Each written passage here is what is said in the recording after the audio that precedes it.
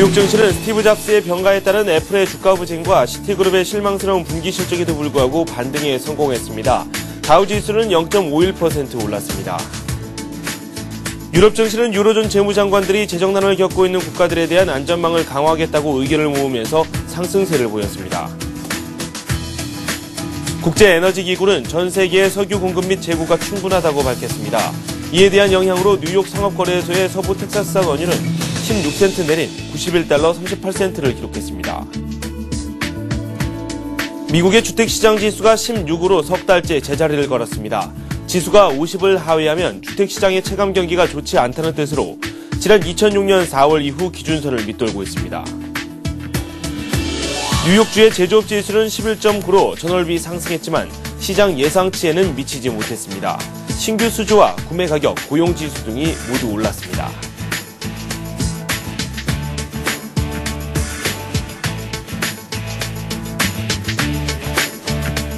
여러분 안녕하십니까? 굿모닝 센 증시의 김종성입니다. 미국 증시와 유럽 증시가 나란히 상승세를 걸었습니다. 미국에서는 호재보다는 악재가 더 많이 나왔지만 그래도 증시 추세가 상승세라는 점이 그대로 반영이 됐습니다. 상승세를 걸었는데 어떤 소식들이 나왔는지 종합해 보도록 하겠습니다. 한맥투자증권 김관수 차장 전화 연결되어 있습니다. 안녕하세요. 네, 안녕하십니까. 네, 제가 서두에 악재가 더 많았다라고 설명을 드렸었는데요. 그래도 상승은 했어요. 일단은 미증시도 대단한 저점 매수세가 아닌가 판단되고 있습니다. 특히나 낮은 금리에 양적 완화에 의해서 시장 유동성도 풍부하기 때문에 결국 단기적인 악재보다는 긴 흐름에서의 경기 성장에 따라서 결국 상승 추세를 그대로 이어나가는 그런 모습을 보여주고 있는데요. 여전히 시장에서 나타나주고 있는 전체적인 흐름은 상당히 긍정적이고요. 특히나 전일 같은 경우는 나갈 선물이 장중한데 마이너스 20포인트를 넘는 하락세를 보여줬습니다. 다들 아시다시피 스티브 잡스가 병가 소식을 냈다라고 소식에 의해서 애플이 시간에서 마이너스 6%대까지 급락을 보이면서 시장 분위기 좋지 않았고 또 시티은행의 실적 같은 경우는 상당히 좋지 않게 나왔지만 시장은 역시 저점 매수세가 상당히 유입되고 있고 특히나 유로존의 구제금융 확대에 따른 기대감으로 달러가 약세로 돌아섰습니다. 그래서 에너지 관련주들이 그리고 원자재 관련주들이 시장을 상승으로 이끌어가면서 다우는 50포인트, 나스닥도 10포인트 상승세를 보이면서 고점을 돌파하는 그런 모습을 보여줬는데요. 다우지수의 나온 종목들을 보면은 여전히 20개 종목이 상승세를 보여주었고 10개 종목이 하락세를 보여줬는데 단기적으로 시티라든지 애플이 결국 애플도 급락했다 반등으로 좀 낙폭을 줄여주는 모습을 보여줬지만 이런 악재에도 불구하고 시장이 강세 패턴을 보이고 있다는 것은 그만큼 시장이 강세 패턴의 장세를 이어가고 있고 말씀드린 대로 악재보다는 단기적인 호재에 좀 더 민감하게 반응하는 그런 모습을 보여주면서 상승 추세의 모습에는 그대로 꺾이지 않는 모습을 보여주면서 시장 전체적인 분위기가 좀 더 추가적인 상승에 포커스를 맞추는 그런 모습이 아닌가라고 판단되고 있습니다. 네, 경제 지표들도 몇 개 나왔는데 하나씩 살펴보도록 하겠습니다. 먼저 주택건설업체들의 체감 경기를 알아볼 수 있는 지수가 나왔는데 내용 자체가 썩 밝지는 않았거든요. 어떻습니까? 자, 미국의 건설업 지수 상당히 좋지 않습니다. 체감 경기도 3개월째 제자리를 보여주고 있고요. 미국의 주택건설업체의 체감 경기가 3개월째 제자리를 나타내주고 있는데, 주택건설업 지수가 지금 16을 기록하고 있습니다. 이것은 지난 11월부터 계속되고 있는 16에 머무르고 있는데요. 특히나 예상 집계가 17 정도로 예상치를 좀 높게 봤지만 또 예상치보다 낮게 나온 그런 모습을 보여주고 있습니다. 지수의 기준선은 50선을 우리가 기준선을 보고 있고 50 밑이면은 좋지 않고 50 이후는 좀 화당이다라고 보고 있는데 16이라는 자체는 여전히 시장이 상당히 좋지 않다는 것을 보여주고 있고 또 주택시장이 앞으로도 여전히 살아날 기미를 그렇게 강하게 보여주지 못하고 있다는 것이 전체적인 지배적인 의견입니다. 주택 판매도 느리고 회복세도 느림에 따라서 여전히 가격 하락 압박을 받고 있다는 점이 결국 주택시장의 전체적인 흐름을 나타내주고 있는데 이제까지 나온 주택 지표들이 아직까지 시장을 받쳐주지 못하는 것도 미증시가 여전히 강하게 상승하지 못하는 이유 중 하나고요. 계속적으로 점진적인 상승세를 보여주는 것은 아시다시피 IT라든지 그리고 은행성 종목을 중심으로 해서 반등을 이끌어왔지만 여전히 건설업 지수들은 상당히 좋지 않은 그런 모습을 보여주는 것이 미국의 지표들에 나타나는 특징적인 모습이 아닌가 이렇게 생각이 되고 있습니다. 네. 제조업 관련 지표도 나왔는데 일단 확장세는 지속이 되고는 있지만 그 폭이 점차 둔화가 되고 있는 것 같다는 생각이 들어요. 제조업 관련 지표 소식도 종합해보죠. 이제까지 미증시에서 그 제조업이 차지하는 비율이 크진 않습니다. 전체적으로 보면 11%뿐이 되진 않지만은 그래도 이 장을 이끌어왔던 초기의 상승 모멘트는 제조업이 아니었나라 판단되고 있습니다. 이 제조업이 어느 정도 살아나면서 소비 시장을 좀 진작시키는 그런 모습을 보여줬는데요. 오늘 발표된 미국의 엠파이어 제조업 지수가 11.9로 예상치보다 좀 낮게 나오는 그런 모습을 보여줬습니다. 전월 같은 경우는 9.9였기 때문에 11.9면은 여전히 전일보다 높아지는 모습이지만 월가의 예상치가 12.5였던 걸 감안할 때는 좀 낮은 그런 모습, 예상치보다는 좀 하회되는 그런 모습을 보여주고 있거든요. 제조업의 경기가 계속적으로 회복세가 되고 있지만은 여전히 그렇게 예상치를 뛰어넘는 그런 모습을 보여주지 못하고 있다는 점이 여전히 미증시에서도 하나의 걸림돌이 될 수는 있습니다. 하지만 전체적으로 나오는 지표들에 비해서 주가의 견고함이 여전히 강하게 나타나고 있기 때문에 지표들이 단순하게 나쁘게 나왔다고 해서 결국 주가가 하락하는 것은 아닌, 결국 시장의 유동성이 풍부한 증시에서는 결국 악재에 크게 민감하게 반응하지 않고 단기적인 조그만 호재에 먼저 반응하는 것을 그대로 보여준 강세장의 전형적인 모습이 나타나준 것이 아닌가라 판단되고 있습니다. 네, 기업들의 실적 발표도 이어졌는데요. 먼저 시티그룹 실적부터 좀 살펴보도록 하겠습니다. 예상외로 실적이 좀 좋지 않았다, 이런 평가거든요. 어떻게 나왔습니까? 시티그룹의 실적이 예상치보다 상당히 좀 크게 못 미치는 그런 모습을 보여줬습니다. 증권 부분과 은행 부분 매출이 모두 다 감소하는 모습을 보여줬는데 4분기 순이익은 13억 달러로 주당 4센트, 매출액은 184억 달러를 기록했습니다. 하지만 웰거의 예상치에는 주당 8센트 그리고 매출액은 204억 달러 정도를 예상했는데 결국엔 여기에 못 미치는 그런 모습을 보여줬죠. 다만 좀 위로가 되는 것은 2009년 4분기 76억 달러의 순손실에서 흑자로 전환했다는 것이고 2010년 전체의 순이익도 106억 달러로 주당 35센트를 기록했거든요. 2009년에는 순손실이 16억 달러를 기록했던 비해서는 2010년에는 여전히 어느 정도 안정세를 보여주곤 했지만 결국에는 4분기 순이익이 예상치보다 낮게 나오기 때문에 결국 다음 분기, 그러니까 올해 이제 2011년 1분기의 실적도 그렇게 좋지 않을 것이다라는 그런 부분이 나타나지고 있어서 결국 앞으로 주가에 좀 더 이런 실적 부분들이 좀 우리가 좀 지켜봐야겠지만 결국에는 시티그룹의 악재도 결국 시장이 좀 이겨주는 그런 모습이 아니었나라 판단되고 있습니다. 네, 세계 최대 항공사 중 하나죠. 델타항공도 실적을 발표했는데 유가 상승 때문에 실적이 꽤 좋지 않게 나왔습니다. 델타항공 실적 소식도 종합해보죠. 델타항공 같은 경우도 4분기 주당 순이익이 4.18달러를 기록했습니다. 예상치보다는 소폭 하회하는 그런 모습을 좀 보여주고 있는데요.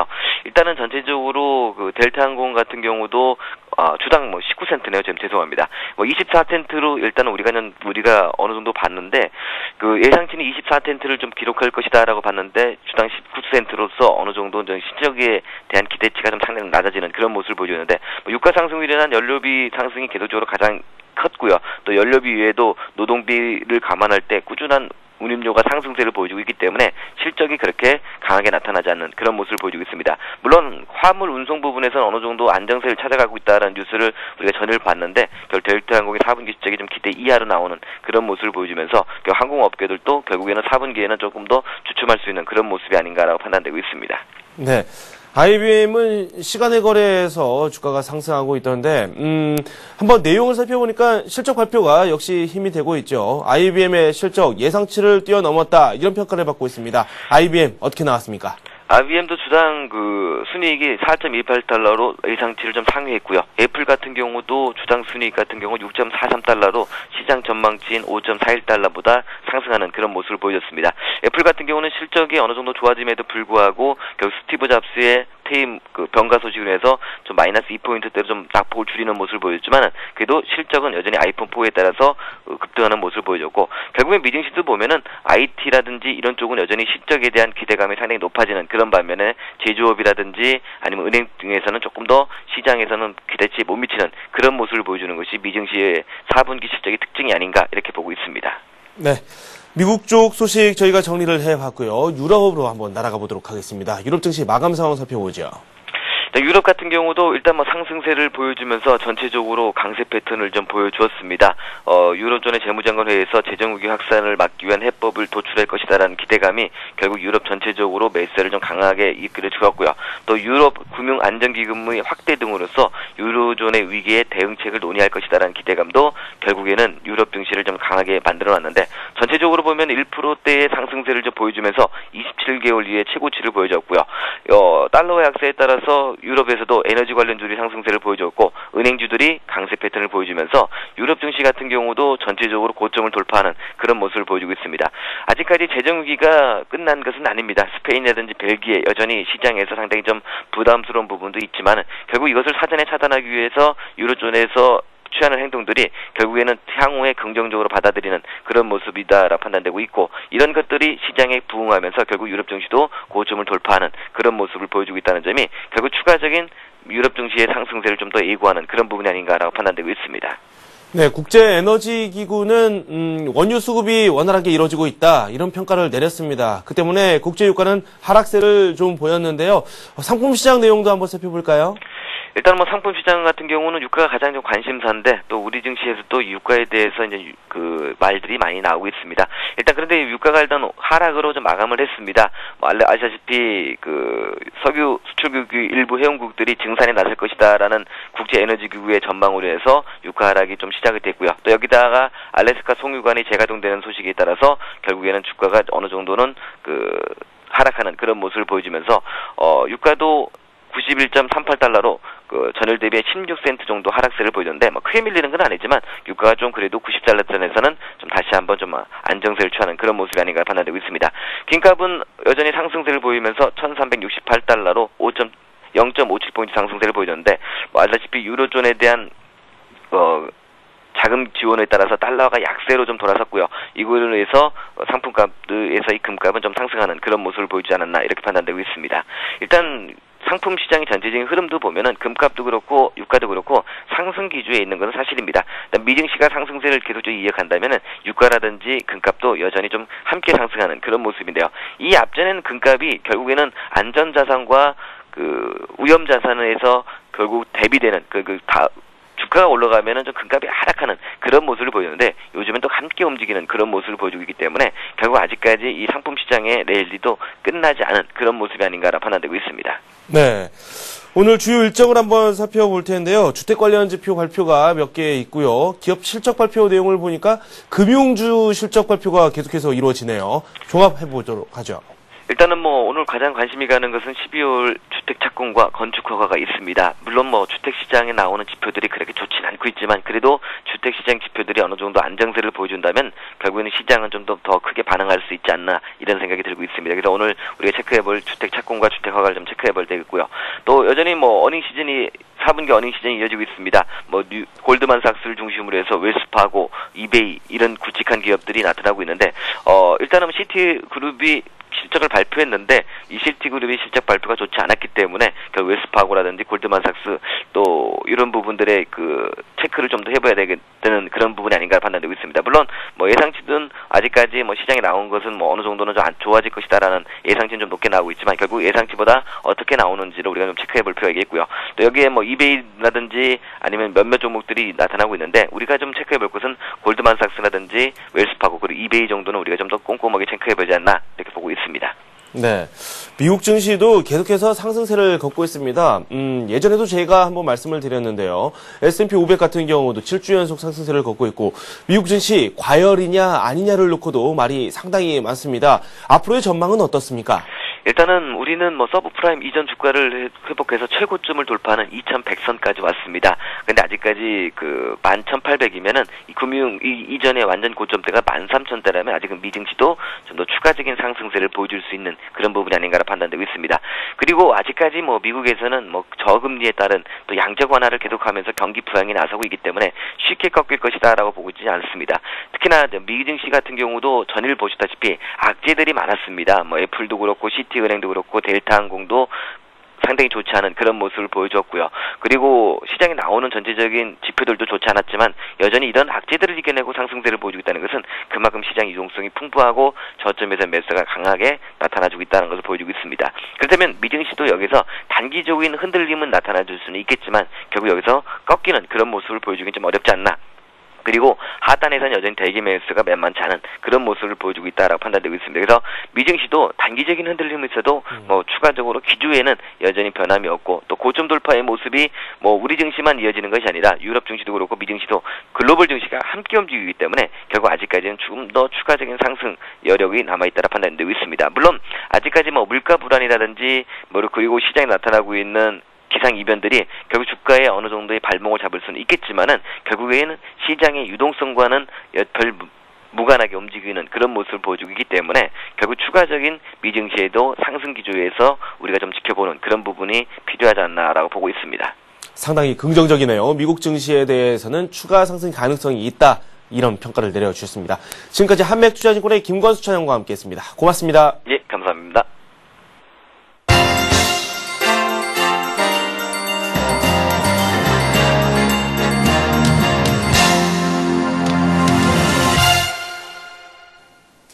안녕하세요. 글로벌투데이 박미라입니다. 오늘도 보다 발빠르고 새로운 지구촌 소식들 전해드리겠습니다.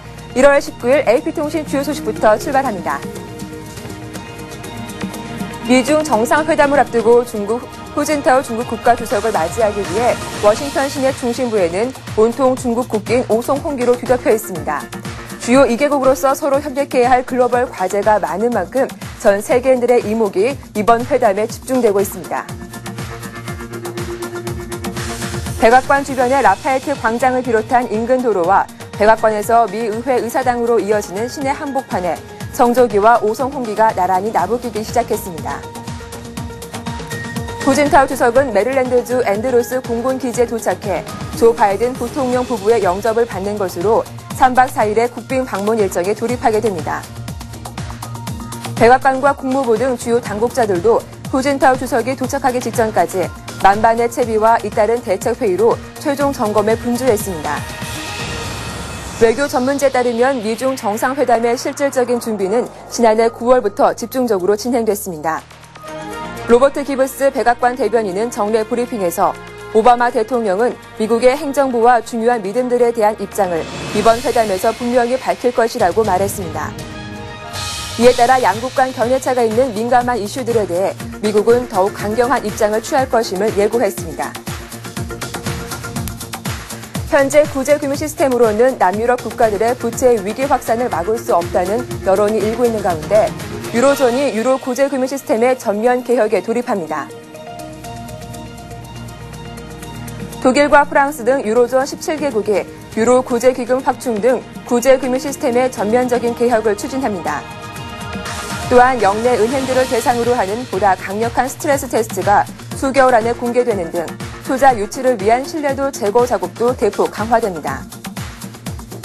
유로존 국가들은 브뤼셀에서 새해 첫 재무장관 회의를 열어 구제금융 개혁안을 합의했으나 합의점을 찾지 못해 수주 간 추가 협의에 나서기로 했다고 밝혔습니다.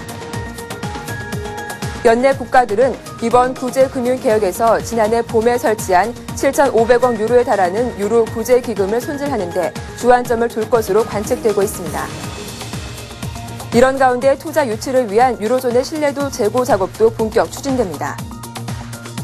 올리렌 EU 경제통화정책 담당 집행위원은 역내 은행들의 재무 건정성 평가를 위한 한층 강력한 스트레스 테스트가 새로 공개될 것이라고 밝혔습니다. 렌 집행위원은 이번 스트레스 테스트는 작년보다 훨씬 엄격할 것이라며 해당 테스트는 수개월 안에 실시될 것이라고 말했습니다. 대만이 후진타오 중국 국가주석의 출국을 맞춰 대규모 미사일 훈련을 감행했습니다.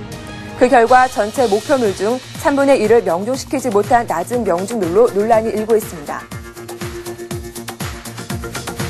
대만 6회 공군이 참가한 수년 내 최대 규모의 미사일 발사 훈련이 실시됐습니다. 하지만 미사일 19기 중 6기가 목표물을 떨어뜨리지 못해 저조한 명중률을 기록했습니다. 이 결과는 명중률 68.42%로 대만 국방부가 미사일 발사 전 기후 등의 영향에 따라 70에서 90%의 명중률을 보일 것이라고 예상한 최저치보다 낮아 매우 실망스러운 결과입니다. 당시 날씨가 아주 나쁘지 않았는데다 미사일 발사 훈련이 언론에 완전히 공개되기도 8년 8개월 만에 처음이라 국방부는 체면을 구겼습니다. 이 훈련은 후진타오 국가주석이 방미를 위해 출국한 날 방위 능력을 과시하기 위해 실시됐기 때문에 마잉주 총통도 당혹감과 실망감을 드러냈습니다. 미사일 명중률 저조는 역설적으로 대만의 방위 능력 취약을 보여줬습니다. 이에 미국의 대만에 대한 무기 판매에 오히려 긍정적인 영향을 미칠 수 있을지 주목됩니다. 오바마 미국 대통령이 쿠바와의 교류를 확대하기 위해 미국인의 쿠바 여행 제한과 송금 규제 완화책을 발표했는데요. 이에 대해 쿠바 정부는 완화책이 기대에 못 미쳐 불충분하다는 입장을 밝히고 있습니다. 쿠바 외교부는 미국 오바마 행정부의 대쿠바 송금 여행 규제 완화 조치들에 대해 긍정적이지만 효과가 제한적이며 미국의 반쿠바 정책을 바꾸는 것도 아니라고 평가절하했습니다. 쿠바 외교부는 성명에서 이번 완화 조치 대부분은 부시 행정부 시절 규제가 강화되기 전 클린턴 행정부 때 수준으로 돌아가는 것뿐이라고 밝혔습니다. 이는 48년간 이어진 쿠바 봉쇄인 금수 정책을 바꾸는 것은 아니라고 지적했습니다. 성명은 이번 조치들이 쿠바 봉쇄와 불안정화 정책을 바꿀 의지가 없음을 확인하는 것이라고 전했습니다. 또한 두 나라 국민 간 접촉을 넓히고 원활히 하는데 진정한 관심이 있다면 미국은 쿠바를 북미인들이 여행할 수 없는 세계 유일의 나라로 만든 봉쇄와 규제를 제거해야 한다고 촉구했습니다. 튀니지에서 정권이 붕괴되고 야당이 참여한 통합과도정부가 출범했습니다. 이에 여당 소속 인사들의 입각에 반발하는 시위가 격화돼 튀니지는 또다시 전국 혼란을 겪을 것으로 예상됩니다. 튀니지의 수도 튀니스에서는 시민 수천 명이 집권 여당인 리펀 민주연합 소속 인사들의 과도정부 참여에 반발하며 시위를 벌였습니다. 튀니지 국민들은 여야 통합 과도정부 내각이 독재 정권에 몸담았던 정치인들을 다수 포함하고 있다며 강하게 반발하고 있습니다. 과도정부 내각 23명 중 8명은 진해 엘 아비딘의 벤 알리 전 대통령의 행정부에 참여했던 인물입니다. 특히 모하메드 간누치 총리를 비롯해 국방, 내무, 재무, 외무 등 주요 부처 장관들이 유임되자 튀니지 국민들의 분노는 커지고 있습니다. 야권과 학생들은 새 정부는 벤 알리 독재 정권의 모조품일 뿐이며 이는 시민들의 피가 어린 혁명에 대한 모독이라는 입장입니다. 페이스북에도 독재자는 사라졌지만 독재는 여전히 남아있다며 튀니지인들은 아직 남은 임무를 수행해야 한다는 글이 오르는 등 온라인 공간에서도 과도 정부를 비난하는 글이 잇따르고 있습니다. 대선 결과 불복으로 대치하고 있는 코트디부아르 두 대통령이 직접 만날 수 있을 가능성이 제기되고 있습니다. 그 실현 가능성의 여부에 귀추가 주목되고 있습니다. 케냐의 라일라 오딩가 총리는 코트디부아르의 대통령궁에서 노랑 그바그보 대통령을 만난 뒤 그바그보 대통령에게 와타라 대통령과 면담을 오늘 다시 제안했다고 밝혔습니다. 오딩가 총리는 물론 이 면담은 어떤 조건들이 충족될 때에만 가능할 것이라며 와타라 대통령과도 만나 그바그보 대통령과 합의된 내용을 논의할 것이라고 덧붙였습니다.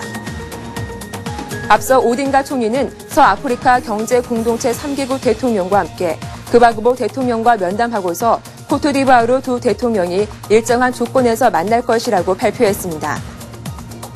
또한 그바그보로부터 와타라 대통령이 머무는 골프 호텔 진입로의 봉쇄를 즉각 풀어주겠다고 약속을 받았다고 말했으나 둘 다 지켜지지 않았습니다. 와타라 정부 대변인은 파트릭 아치는 그바그보가 권력을 이양하기 전까지는 두 사람이 직접 만나는 일은 없을 것이라고 말해 두 대통령 간 회동 가능성은 불투명합니다. 오딩가 총리는 그바그보 대통령을 만나 퇴진 문제를 계속 논의할 예정인데요. 외교적 노력에도 그바그보 대통령이 대통령직에서 물러나지 않는다면 서아프리카 경제 공동체 국방장관들은 코트디부아르 사태의 군사적 해결 방안을 모색하게 됩니다. 지난해 총선 이후 부정선거 시비로 진통을 겪은 아프가니스탄 새 의회가 곧 개회할 것으로 전망되고 있습니다. 이에 벌써 전국 혼란을 우려하는 목소리가 높은 상황입니다. 아프간 수도 카불에서는 그동안 부정선거 논란 속에 총선 공식 개표 결과 발표가 지연되고 의회 구성이 늦어져 입법 기능이 사실상 마비됐습니다. 부정선거 시비를 가리기 위해 구성된 특별법원의 판단도 나오지 않은 상황이고 주로 군부 지도자들이나 상인들로 구성된 새 의회가 아프간 전체 인구를 제대로 대표하지 못한다는 불만도 높습니다.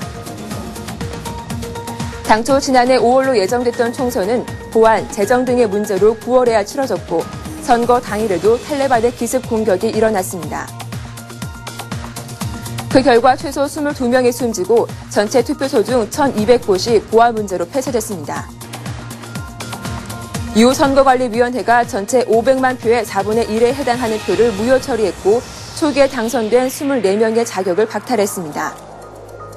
이 때문에 선관위의 공식 개표 결과 발표 후 낙선한 후보들이 주도한 시위가 아프간 전역에서 끊이지 않았습니다. 레바논의 라피크 하리리 전 총리 암살 사건 용의자 재판을 위한 특별재판소가 비공개 공소장을 재판부에 제출했습니다. 유엔 특별재판소의 공소장 제출은 레바논 무장정파 헤즈볼라가 암살 연루 혐의에 반발하며 연립정부에서 탈퇴해 전국 혼란이 가속하는 가운데 취해진 것입니다.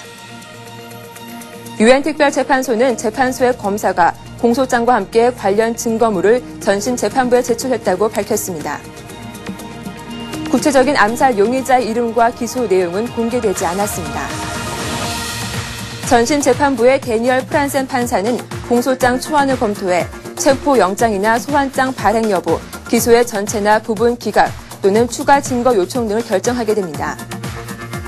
프란센 판사는 4주에서 6주 안에 재판 성격을 결정해 법정을 개시하며 6주에서 10주 안에 혐의를 확정해야 합니다. 유엔 특별재판소는 하리리 암살 사건을 조사해달라는 레바논의 요청에 따라 2007년 설치됐으며 검사와 피고 측 사무실을 함께 둔 첫 번째 국제재판소로 최대 무기징역을 선고할 수 있습니다. 팔레스타인 가자 지구에서 이스라엘군 포격에 팔레스타인 10대 소년이 숨지고 2명이 다치는 안타까운 사고가 발생했습니다. 팔레스타인 무장정파 하마스에 따르면 이스라엘군은 탱크를 동원해 가자 지구 북부 지역에 포탄을 발사해 아무자드 알 자네이군이 숨지고 2명이 다쳤습니다. 이스라엘군은 팔레스타인 무장대원들이 가자 지구 접경지에서 순찰 중인 병사들을 겨냥해 폭발물을 떨어뜨렸기 때문에 포격을 가하게 됐다고 밝혔습니다. 최근 가자 지구 접경지에서는 팔레스타인 무장 조직의 로켓, 박격포 공격이 급증하고 이에 대한 보복으로 이스라엘군의 공습과 군사 작전이 빈번해지면서 긴장이 고조됐습니다. 하마스는 앞서 가자 지구 내 군소 무장 조직과 회동하고 이스라엘군과의 휴전을 준수하기로 합의한 바 있습니다.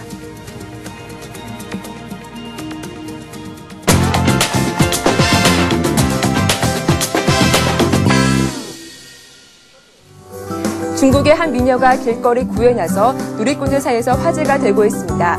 설 연휴를 함께 보낸 남자친구를 공개 모집한다고 밝혔습니다. 이 미녀는 청두의 한 광장에서 춘절 연휴를 같이 보낼 남자친구를 구한다며 단 5일 만남에 우리 돈으로 170만 원을 준다는 광고 문구를 들고 공개 구에 나섰습니다. 이 미녀는 26살이며 현재 시 정부의 행정공무원으로 근무하고 있습니다.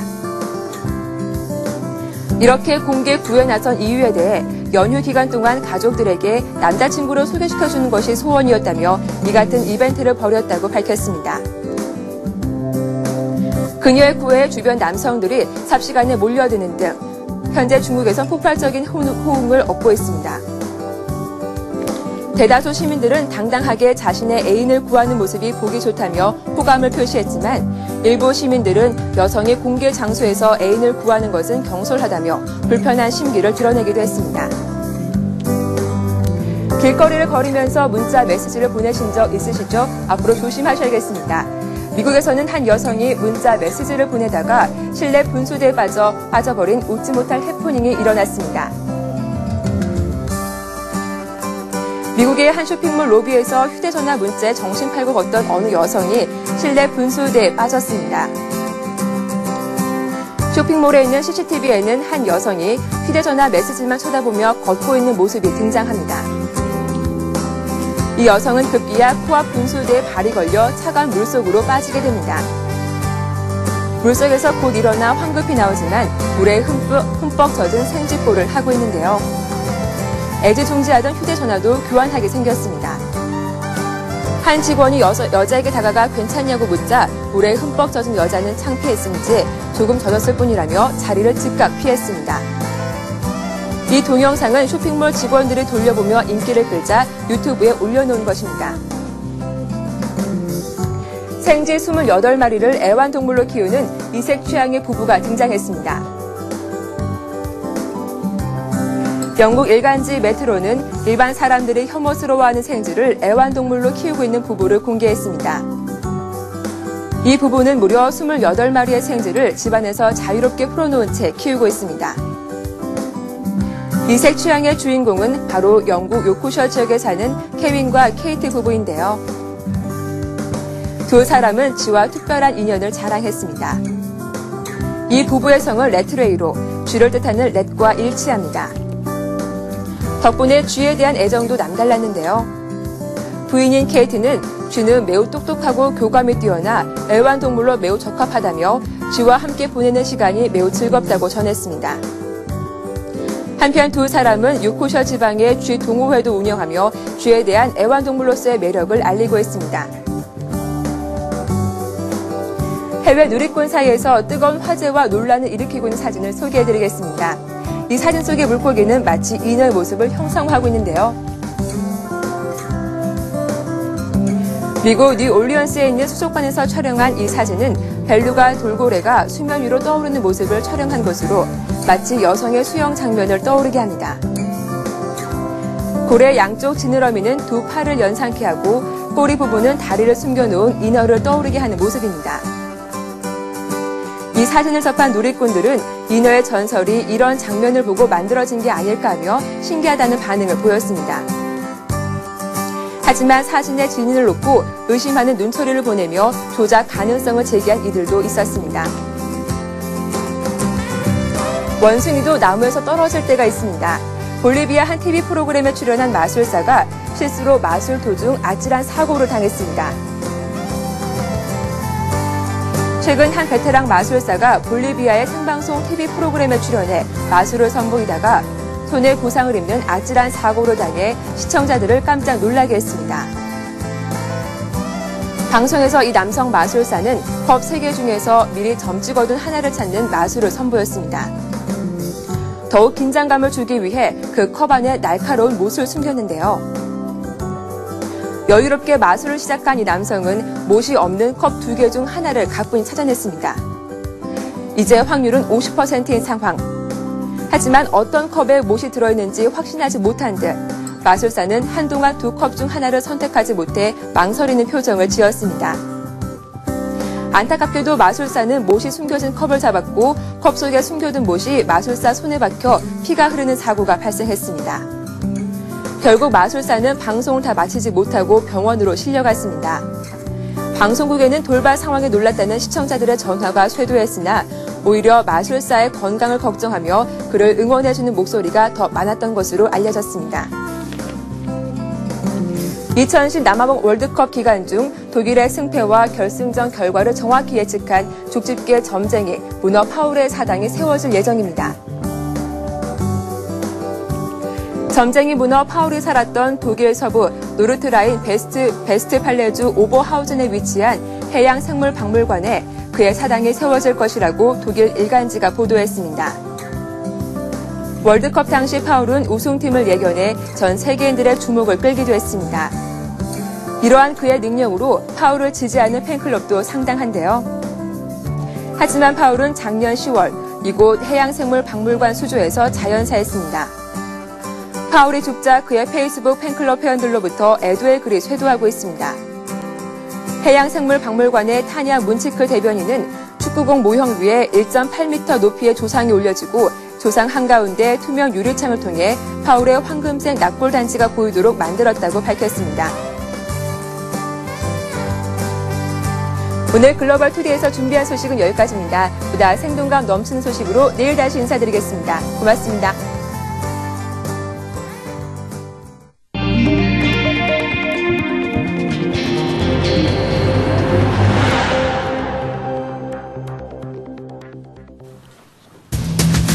한국거래소가 의욕적으로 추진하고 있는 한국형 자본시장 시스템 수출에 탄력이 붙고 있습니다. 동남아시아에 이어 중앙아시아와 아프리카 등으로 확대되고 있습니다.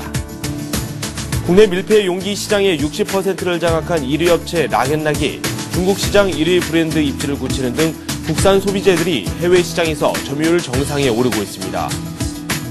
스티브 잡스 애플 최고 경영자가 질병 치료를 위해 또 병가를 냈습니다. 하지만 잡스는 애플의 주요 전략적 결정에는 계속 관여한다는 방침입니다.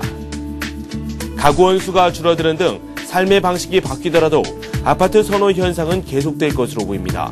맞벌이 부부가 늘어 편의성과 안전성이 중시되는 점과 가격 상승률이 더 높은 점이 주된 이유로 꼽혔습니다. 지난해 말 부동산 경기가 일부 회복세를 보이면서 수도권 오피스 거래 시장도 활기를 뗀 것으로 나타났습니다. 다른 부동산보다 안전자산으로 평가되는 오피스 시장에 관심을 갖는 유동자금이 크게 늘어났기 때문인 것으로 분석됩니다.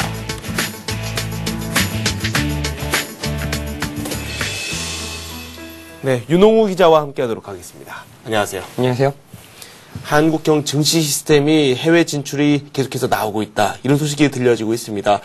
그만큼 전망도 밝아 보이는데요. 어떤 소식입니까? 네, 그렇습니다. 한국거래소가 라오스, 캄보디아 등 동남아시아에 이어 아프리카에도 우리나라의 증시 시스템 수출을 모색합니다. 거래소는 최근 자본시장연구원 용역을 통해서 동남아시아에 이어서 증시 시스템 수출 추진 대상 국가로 앙골라와 모잠비크, 미얀마를 최종적으로 선정했습니다. 현재 국제통화기금 통계집계 대상 국가 180곳 중에서 증시가 개설되지 않은 곳은 71개곳입니다. 거래소는 이 가운데 인구 1,000만 명이 넘고 성장 잠재력과 산업 다각화가 이뤄진 국가를 주요 타겟으로 삼고 있습니다. 이 가운데 앙골라는 인구 1,730만 명에 1인당 국내 총생산이 4,000달러로 웃돌고 모잠비크는 인구 2,130만 명에 1인당 GDP는 900달러 수준입니다. 미얀마는 인구 6천만 명에 1인당 GDP는 442달러에 불과하지만 거래소가 증시 수출에 성공한 라오스와 캄보디아 인근에 위치한 것이 장점입니다. 거래소는 또 필리핀과 카자흐스탄 등에는 파생상품 시장 수출도 추진한다는 계획인데요. 이들 나라는 현물 시장 시가총액이 400억 달러 이상이고 상장기업 수가 100개를 넘어서 파생상품 시장 개설에도 적합한 것으로 알려졌습니다. 네, 파생상품 시장에까지 진출을 한다고 하니까 상당히 고무적인데요. 그렇다면 향후 전망에 대한 이야기를 좀 나눠봐야 되겠죠. 수출 전망 어떻습니까? 네, 그렇습니다. 거래소는 지금까지 말레이시아와 라오스 등 2개국의 증시 시스템 수출을 완료했고요. 캄보디아, 베트남, 우즈베키스탄 등 3개국과는 계약을 마치고 인도 절차를 준비하고 있습니다. 앞으로는 이 같은 시스템 수출 행보가 더욱 가팔라질 전망입니다. 거래소는 앞으로 동남아시아 6개국과 중동아시아 2개국, 그리고 중앙아시아 2개국, 아프리카 6개국, 유럽 3개국, 아메리카 5개국의 증시 개설과 IT 시스템 등의 수출을 추진한다는 계획입니다. 여기서 눈에 띄는 곳은 단연 검은 대륙 아프리카인데요. 지난 11일 증시의 문을 연 라오스나 올 상반기 증시 개설 예정인 캄보디아의 경우 지리적으로나 문화적으로나 우리나라와 비슷한 점이 상당히 많지만 아프리카는 거리도 멀고 그간 교류도 거의 없었기 때문입니다.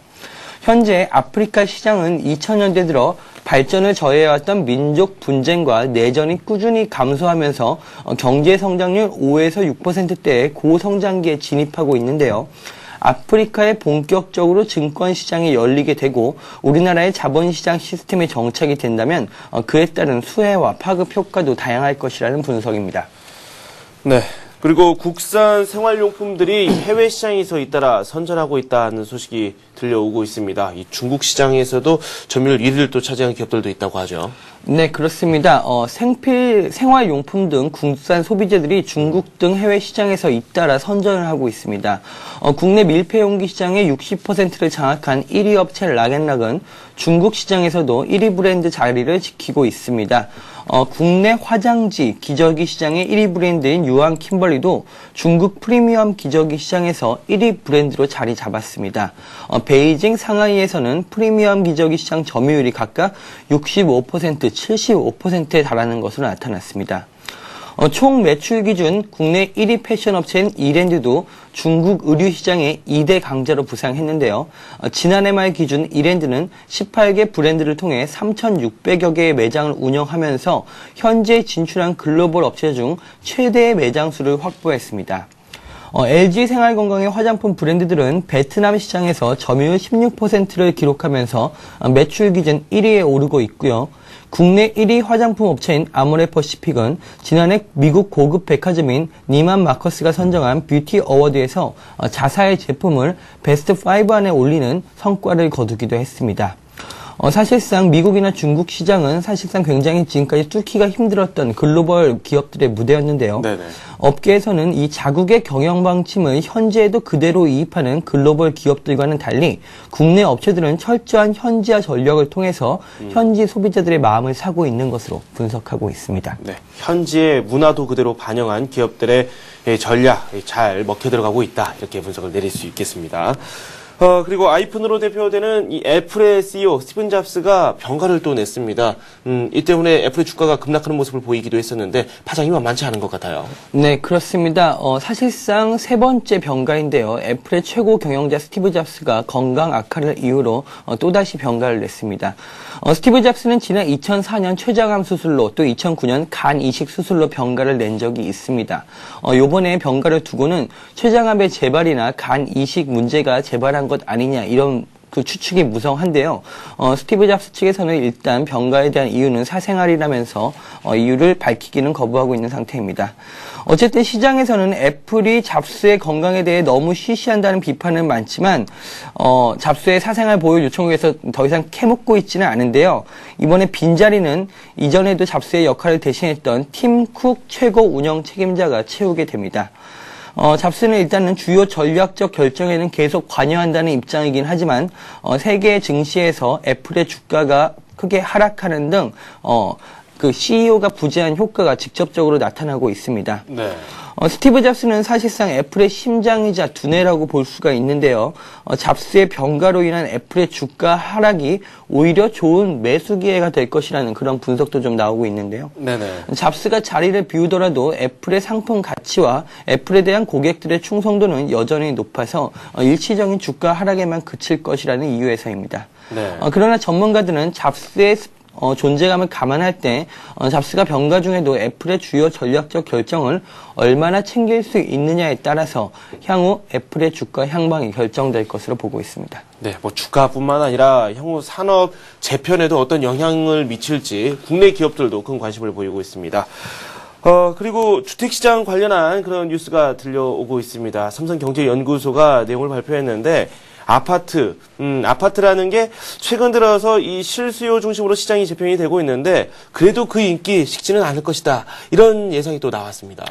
예, 강력한 투자 상품에서 하나의 거주용 자산으로서 여건 인식이 좀 변해가고 있는 이 아파트가 사실상 인기가 조금 떨어졌지 않느냐 이런 분석도 네네. 나오고 있지만 아파트에 대한 선호 현상은 앞으로도 계속될 것이라는 전망이 나왔습니다. 이번 연구의 바탕이 된 것은 통계청의 2010년 인구주택 총조사 결과이고요.